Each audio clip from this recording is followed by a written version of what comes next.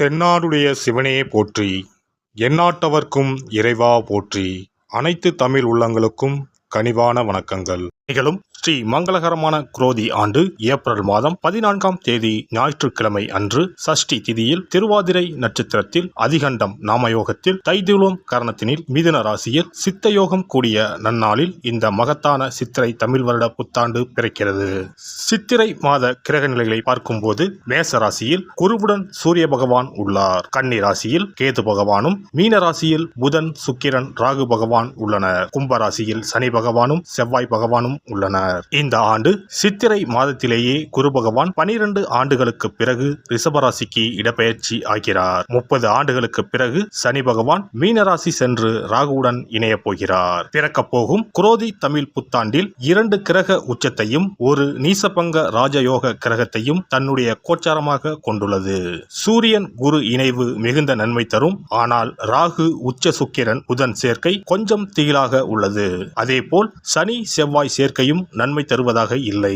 எனவே இந்த வருடம் நன்மை எவ்வளவு அதிகம் உள்ளதோ அதே அளவு கெடுதலும் உள்ளது. எனவே அவரவர் குடும்ப பெண்களையும், இளைஞர்களையும், குழந்தைகளையும் நீங்கள்தான் பத்திரமாக பார்த்துக் கொள்ள வேண்டும். இதில் ஒன்றை சொல்லியே ஆக வேண்டும்.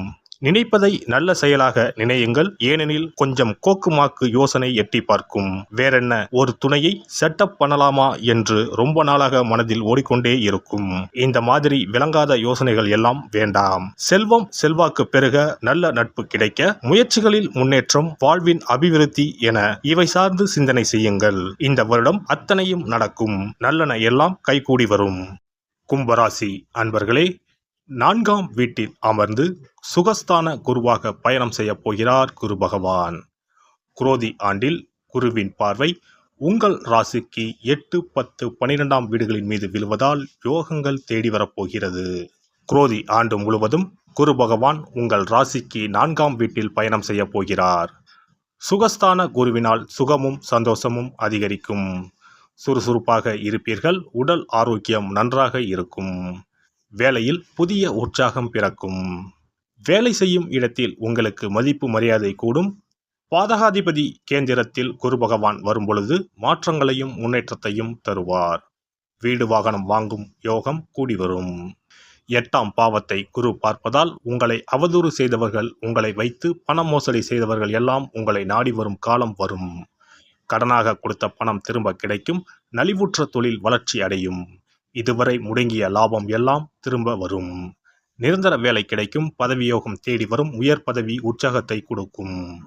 10ஆம் வீடான தொழில் ஸ்தானத்தை குரு பகவான் பார்வையிடுவதால் நல்ல வேலை கிடைக்கும்.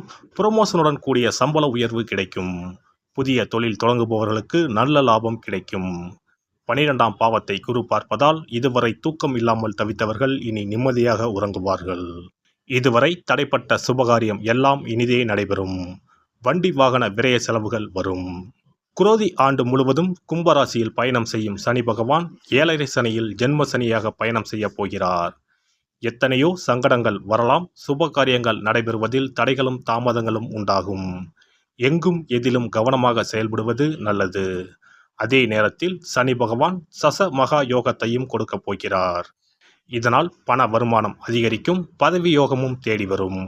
சொத்து சேர்க்கைகள் ஏற்படும். வேலையில் இருப்பவர்களுக்கு விரும்பிய இடங்களுக்கு இடமாற்றம் கிடைக்கும். எவ்வளவு பெரிய பிரச்சனைகள் வந்தாலும் நீங்கள் அதிலிருந்து மீண்டு வர முடியும். குரோதி ஆண்டின் இறுதியில் சனி பகவான் 2ஆம் வீட்டிற்கு செல்ல போவதால் தலைமேல் இருந்த பாரம் இறங்கிவிடும். குரோதி ஆண்டு முழுவதும் ராகு பகவான் உங்கள் ராசிக்கு குடும்பஸ்தானத்திலும், கேது பகவான் உங்கள் ராசிக்கு ஆயுள் ஸ்தானத்திலும் பயணம் செய்வது சிறப்பு. விபரீத ராஜயோக காலம். திடீர் அதிர்ஷ்டங்கள் மூலம் பண வருமானம் வரும். எதிர்பாராத அதிர்ஷ்டங்கள் வீடு தேடி வரும். எந்த அளவிற்கு பண வருமானம் வந்தாலும் செலவுகளும் அதிகரிக்கும். கோபத்தை கட்டுப்படுத்துங்கள். குரோதி ஆண்டு முழுவதும் பண விஷயத்தில் யாருக்கும் வாக்கு கொடுக்காதீர்கள். அதை காப்பாற்ற முடியாத நிலை ஏற்படும். கவனமாக இருக்க வேண்டிய காலகட்டம். பண வரவு, பொருளாதார வரவு அதிகரிக்கும். அதே நேரத்தில் செலவும் கூடும். சேமிக்க தொடங்குங்கள். வாக்கு கொடுக்காதீர்கள், மாட்டிக்கொள்வீர்கள். பேசும் வார்த்தைகளில் கடுமையை வெளிப்படுத்த வேண்டாம். கனிவை வெளிப்படுத்துங்கள். ஒரு முறையாவது குடும்பத்துடன் சென்று நாமக்கல் ஆஞ்சநேயரை வணங்கி வழிபட்டு வாருங்கள். சனி செவ்வாய் சேர்க்கைக்கு சனிக்கிழமை அன்று நாகலிங்க பூ தொடுத்து எள்ளுருண்டை சமைத்து அகல் விளக்கில் கருநீல துணியில் 22 மிளகை மூட்டை கட்டி கருநீல திரியிட்டு தீபம் ஏற்றி வழிபடுங்கள். சிறப்பு பரிகாரம். செவ்வாய் தோஷம் நீங்க செய்ய வேண்டிய பரிகாரங்கள் என்னென்ன, வழிபட வேண்டிய தெய்வம் யார் என்பதனை பற்றி காண்போம். நவ கிரகங்களில் சூரியனுக்கு அடுத்தபடியாக செயல் ஆற்றல் உள்ள கிரகம் செவ்வாய். ஆளுமை திறன், ஆற்றல், வீரம், அதிகாரம் செய்தல், வளைந்து கொடுக்காத தன்மை, தர்மம், நீதி, நேர்மை, நியாயம் போன்ற அம்சங்கள் கொண்ட கிரகம் செவ்வாய். செவ்வாய் பலமாக இருந்து நல்ல ஆதிபத்தியம் பெற்று அவரது தசை நடக்குமானால் சகோதர சகோதரிகள் மூலம் பெரும் அனுகூலம் ஏற்படும். பெரிய பதவிகளில் உள்ளவர்கள், தொழில் அதிபர்களின் தொடர்பு கிடைத்து அதன் மூலம் முன்னேற்றம் உண்டாகும். பலமற்ற ஆதிபத்தியம் பெற்று தசை நடக்குமானால் கீழே விழுவதும் அடிபடவும் நேரிடும். வாகன விபத்துக்களை சந்திக்க நேரிடும். இரத்த காயங்கள், வெட்டுக்காயங்கள், இரத்த சம்பந்தமான நோய், சித்தப்பிரமை, தலையில் அடிபடுதல் போன்றவற்றை ஏற்படுத்துவார் செவ்வாய் பகவான். வீண் வழக்குகள், சண்டை சச்சரவுகள், மறைமுக நேர்முக எதிரிகள், பொருள் களவு போகுதல், செய்தொழில் வியாபாரத்தில் திடீரென்று பெருத்த நஷ்டம், அரசாங்க கெடுபிடி, பதவி இறக்கம், மறைந்து வாழும் சூழ்நிலை என்று பலவகை இன்னல்களை உருவாக்குவார். செவ்வாய் முதலான தோஷங்கள் அனைத்தும் நீங்க அவரின் அருளை முழுவதும் பெற செவ்வாய்க்குரிய அதிதேவதையான முருகனை வழிபடுவதும், கோதுமை ரொட்டி, வெள்ளை எள் கலந்த இனிப்பு பலகாரங்கள், துவரை போன்றவற்றை ஏழைகளுக்கு தானம் கொடுப்பதும் நல்லது. செவ்வாய் கிழமைகளில் விரதம் இருந்து செவ்வாய் பகவானுக்கு விளக்கேற்றுவது, சஷ்டி விரதம், கிருத்திகை விரதம் மேற்கொள்வது, தினமும் கந்த சஷ்டி கவசம் படிப்பது நல்லது. மேலும் செவ்வாய்க்குரிய கல்லான பவளக்கல்லை மோதிரத்தில் பதித்து அணிவது, சிவப்பு நிற ஆடையை அணிந்து கொள்வது, செப்பு பாத்திரங்களை உபயோகிப்பது போன்றவற்றால் செவ்வாயால் உண்டாகக்கூடிய தோஷங்கள் குறையும். செவ்வாய் பகவானுக்கு செய்யும் பரிகாரங்கள் அனைத்தும் முருகனுக்கு உகந்தது என்பதால் முருகனின் திருவருளும் கிட்டும். திருமண வாழ்க்கையில் செவ்வாய் பகவானுக்கு முக்கிய பங்கு உண்டு. திருமணத்துக்கு வரன் பார்க்கும்போது பிள்ளைக்கோ அல்லது பெண்ணுக்கோ செவ்வாய் தோஷம் இருக்கிறதா என்றுதான் முதலில் கேட்பார்கள். அந்த அளவுக்கு செவ்வாய் தோஷம் மிகவும் முக்கியமானதாக பார்க்கப்படுகிறது. ஒருவரின் ஜனன ஜாதகத்தில் லக்னம், சந்திரன், சுக்கிரன் ஆகியோருக்கும் செவ்வாய் இருக்கும் இடத்திற்கும் உள்ள தொடர்பை கொண்டுதான் செவ்வாய் தோஷம் ஒருவரின் ஜாதகத்தில் எந்த அளவுக்கு வலிமையாக இருக்கிறது என்பதை கணிக்க முடியும். செவ்வாய் தோஷம் இருக்கிறது என்றால் நம்பிக்கையோடு மிக எளிய பரிகாரங்களை செய்வதன் மூலம் தோஷ நிவர்த்தி பெறலாம். செவ்வாய் தோஷம் என்பது திருமண தடையை ஏற்படுத்துவது மட்டுமல்லாமல் மேலும் பல இடையூறுகளையும் ஏற்படுத்தும்.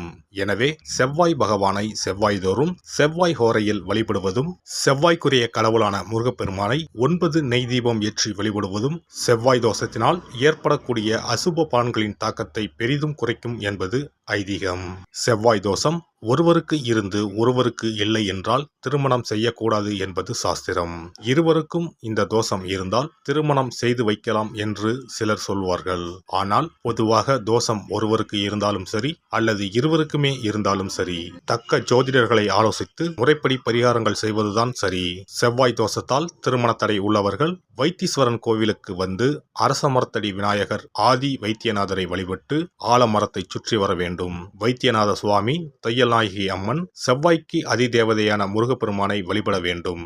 சன்னதியில் உள்ள செவ்வாய் பகவானுக்கு சிகப்பு வஸ்திரம் சாத்தி அபிஷேகம் செய்து பரிகாரம் செய்ய தடைகள் நீங்கும். இந்த வீடியோ பதிவு உங்களுக்கு பிடித்திருந்தால் லைக் பண்ணுங்க, கமெண்ட் பண்ணுங்க, ஷேர் பண்ணுங்க, மறக்காம சப்ஸ்கிரைப் பண்ணுங்க, பக்கத்துல இருக்கிற பெல் பட்டனை கிளிக் பண்ணுங்க. நன்றி, வணக்கம். ஓம் நமச்சிவாய. சிவாய நம.